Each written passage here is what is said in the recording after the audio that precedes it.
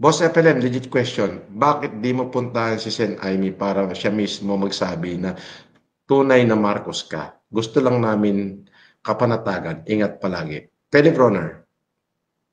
Kung merong magsasabi ng pagka-Marcos ko, walang karapatan si Aimee, walang karapatan si Bongbong, walang karapatan si Imelda. Okay? Bakit? Wala silang karapatan. Hindi nila pwede sabihin kung ako'y Marcos o hindi. Ang pwede lang magsabi ng Marcos ako, ang nanay ko, ang daddy ko, at yung dalawang kapatid ko na nabubuhay ngayon na legal, ano ba tawag dito? Legal daughter ng erpat ko. Hindi si Aimee, hindi si Bongbong, hindi kahit sino sa kanila. At lalong hindi pwedeng sabihin na hindi ako Marcos, hindi pwedeng sabihin na mga Romualdez yan. Dahil mismong sila ay hindi Marcos. Ang Marcos sa Ilocos. Okay? Kung merong magsasabi niyan yung tsahin ko, si Fortuna, yun, Marcos yun. Di ba? At kung meron man na dapat na hindi tanggapin ng pagka-Marcos ko, at kung merong magko-contest, yan yung dalawang ate ko. O hindi ko na sasabihin yung pangalan. Yun. So, sana mapanatag kayo.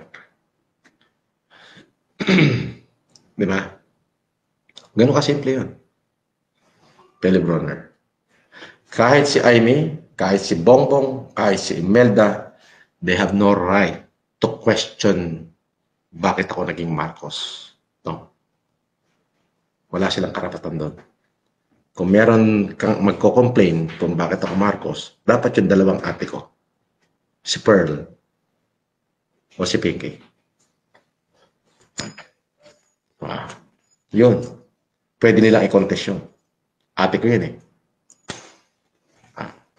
Pero si Aimee, walang karapatan niya na i-contest kung bakit ako Marcos o hindi. Dahil mismo siya, manutok na siya. Ganun kasimple. So sana mapanatag ka.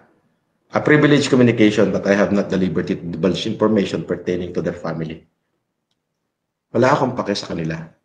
Wala akong utang na loob sa kanila. Sila maraming utang na loob sa akin. I'm done answering that question.